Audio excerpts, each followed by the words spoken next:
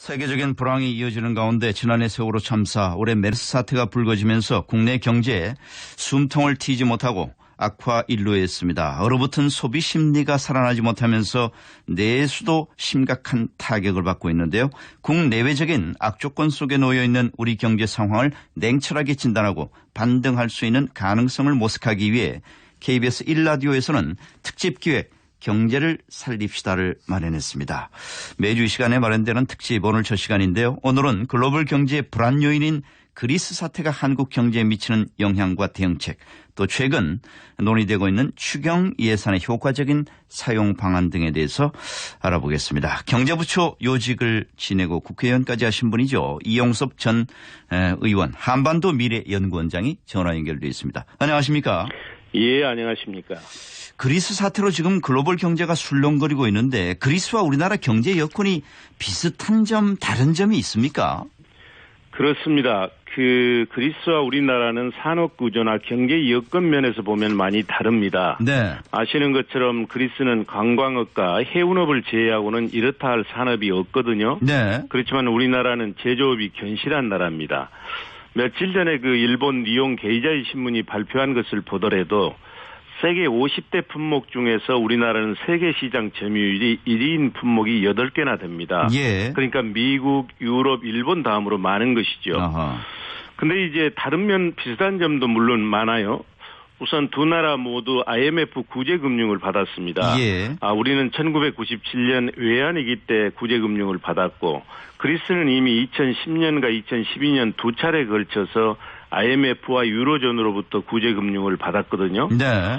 또 하나 마지막으로 한 가지만 말씀을 드리면 두 나라의 재정 정책이 많이 닮았습니다. 아하.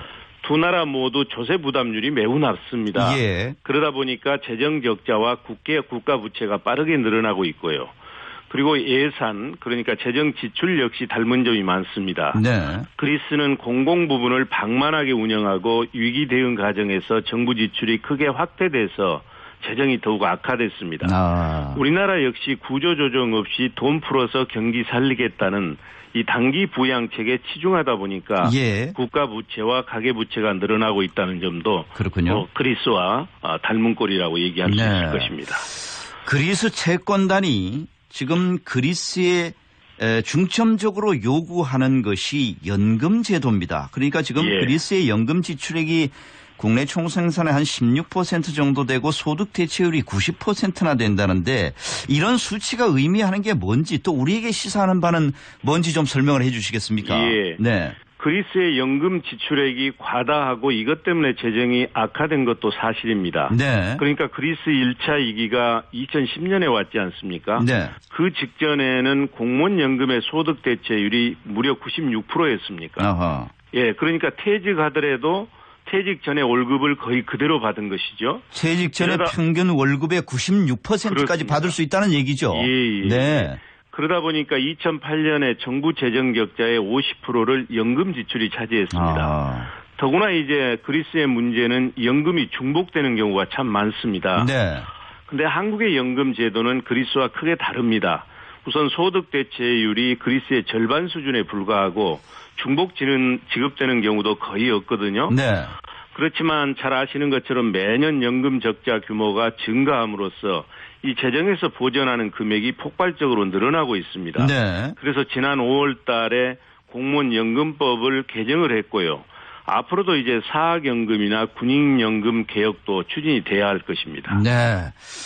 그리스 사태를 보면서 지금 우리나라가 그리스에 대한 수출이 얼마 안 되기 때문에 우리 경제에는 별 영향을 안 줄 것이다 이런 얘기들이 많던데 어떻습니까? 우리가 어떤 타격을 입을 수 있습니까? 그렇습니다. 예, 그리스와 한국은 지리적으로 멀리 떨어져 있고 또 경제 관계도 긴밀한 것은 아니에요. 예. 한국의 그리스에 대한 수출은 지난해 전체 수출액의 0.18%에 그쳤습니다. 네.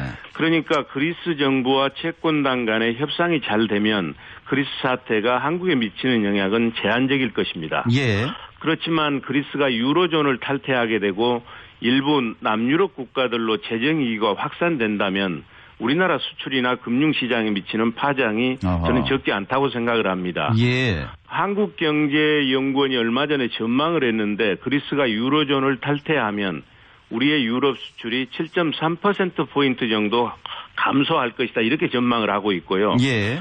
더 중요한 것은 뭐냐면 우리 경제에 막대한 영향을 미치는 나라가 중국이거든요. 네. 근데 그리스가 유로존을 탈퇴하게 되면 중국 경제도 타격을 받게 될 것이고 이렇게 되면 그리스 파장은 상당히 크고 오래 갈 수 있을 것입니다. 그렇군요.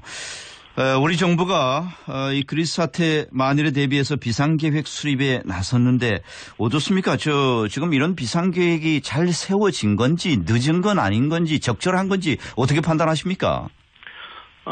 저는 뭐 정부의 대응이 비교적 안이하고 미흡한 측면이 있다 이렇게 봅니다. 왜 그러냐면 7월 6일에서야 기획재정부 주영안 1차관 주제로 회의를 했어요.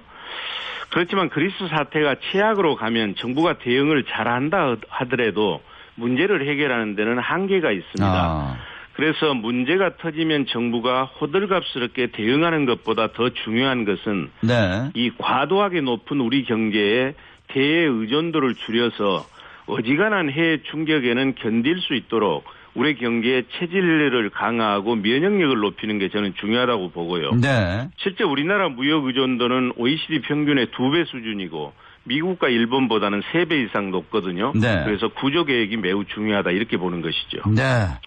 한국은행도 어제 우리나라 경제 성장률 전망치를 2.8%로 낮췄습니다. 이렇게 경제에 대한 걱정들이 커가니까 지금 정부가 11조 8천억 원의 추경 예산을 편성하기로 했는데 어떻습니까? 어떻게 보십니까? 이 추경 편성. 지금 여야가 추경이 필요하다는 데에 대해서는 공감을 모두 하고 있지 않습니까? 그렇지만 추경 규모와 사용처에 대해서는 동상이몽입니다.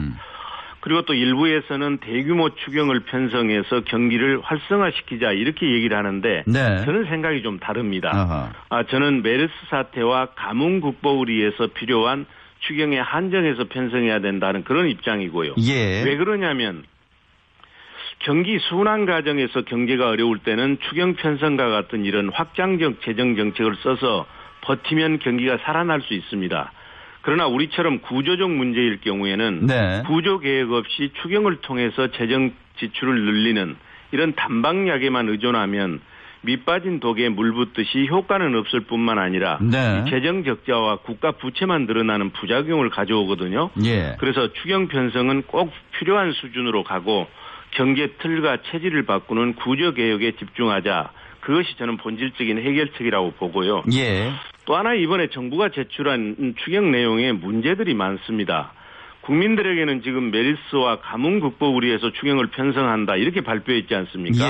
그러나 실제 내용을 보면 전체 추경 예산 11조 8천억 원 가운데 이 메르스 극복과 가뭄 극복 예산은 3조 3천억 원으로서 28%에 불과합니다. 그러니까 이런 것도 조정이 돼야 되는 것이죠. 알겠습니다. 지금 말씀대로 전체 추경액의 80% 이상이 뭐 적자 국채를 발행해야 된다는데 이거 이렇게 되면은 결국은 재정 적자가 가중되는 것 아니냐. 이 재정 건전성은 언제 다시 회복할 수 있냐 이런 얘기가 나오고 있어요. 이 문제는 어떻게 보셨습니까? 맞습니다. 지금 추경 규모가 11조 8천억 원인데 이 중 81%인 9조 6천억 원을 빚내서 조달하겠다는 거거든요. 정부가 이렇게 부자와 대기업의 세금은 깎으면서 재정을 방만하게 운영하다 보니까 2008년부터 8년 연속 적자 재정이고 8년간 누적 적자액이 196조에 이릅니다. 국가 채무도 8년 동안에 280조나 증가했거든요. 실은 재정 건전성은 우리나라의 생명줄입니다. 이렇게 가면 그리스와 같은 재정이익이 오지 말란 법이 없기 때문에 정부가 이 부분에 신경을 써야 될 것입니다. 이 원장께서도 조금 전에 이 체질 개선이 중요하다 이런 말씀을 해 주셨는데 사실 뭐 정부도 구조개혁이라든지 4대 개혁을 추진하고 있기 때문에 소홀히 하는 건 아니라고 봐집니다만은 어떻습니까? 우리 경제의 근본적인 체질 개선을 위한 노력 어디서부터 손을 대야 되겠습니까? 정부가 이제 4대 개혁을 한다고 하는데 이 정부 임기 동안에 그거 다 할 수도 없고요. 제가 강조하는 것은 경제 자체의 구조개혁을 해야 된다는 얘기죠.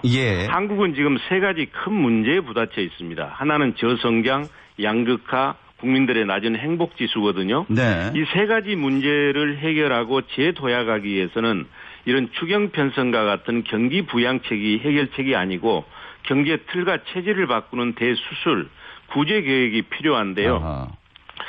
그것은 이미 이제 증명이 됐습니다. 네. 왜냐하면 단기 부양책이 해법이 아니라는 게 작년 4월 달에 이주열 하는 총재가 취임한 이후에 기준금리를 4차례에 걸쳐서 네. 낮췄거든요. 네. 그래가지고 지금은 사상 최저 수준인 1.5%까지 내렸지 않습니까? 네. 그리고 지난해 7월 달에 최경환 부총리가 들어서면서 46조 원의 재정 패키지를 내놓았지만 예. 지금 수출도 내수도 모두 힘이 빠지고 있고 성장률은 계속 하향 조정되고 있고 경제 지표는 개선 조짐이 보이지를 네. 않습니다. 그래서 저는 우선 그 성장률 수치 중심에서 행복 중심 경제를 우리가 바꿔야 된다. 예. 그리고 시장 만능주의 버리고 경제 민주화나 복지국가 실현을 위해서 정부 역량을 투입해야 된다. 알겠습니다. 마지막으로는 이 수출에 지나치게 의존하는 기형적인 대의존형 천수답 경제에서 네. 내수와 수출이 균형을 이루는 그래서 외부 충격에도 견딜 수 있는 전천후 경제로 구조 계획을 해야 된다고 봅니다. 네. 알겠습니다. 오늘 말씀 잘 들었습니다. 예, 감사합니다. 이용섭 한반도 미래연구원장이었습니다. 세계적인 불황이 이어지는 가운데